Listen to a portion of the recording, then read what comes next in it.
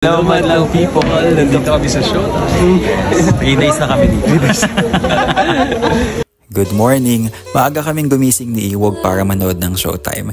8 AM pa ang call time pero 7 AM nandito na kami. Ang ginawa lang namin, pumila kami at nag-antigen test bago makapasok.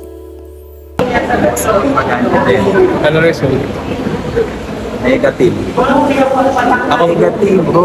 Ako positive. Negative din sila.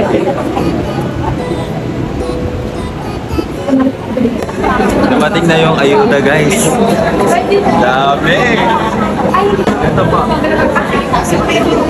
Ano kayo?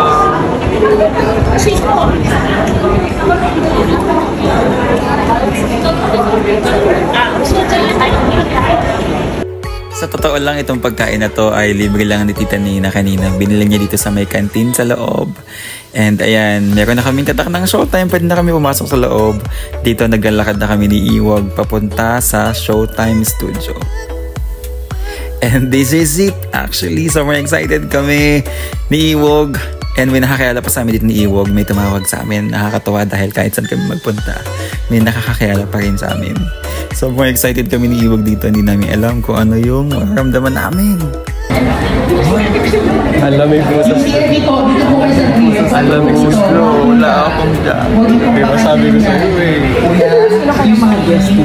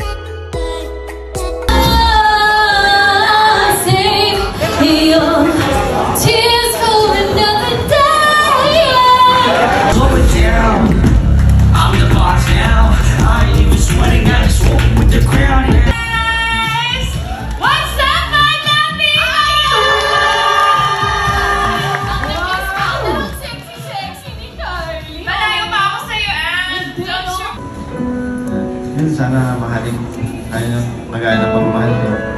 Yun lang, mag-iingat ka palagi. Mahal pa rin yung anak.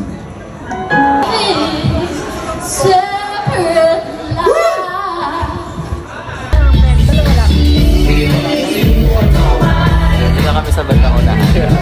On stage. Malapitan. Lopo mo naman.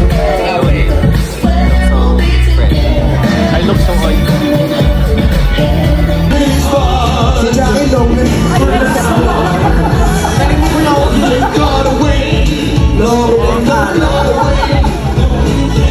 So, after naming manood ng Showtime, nagpunta kami dito sa may Livestock Restaurant.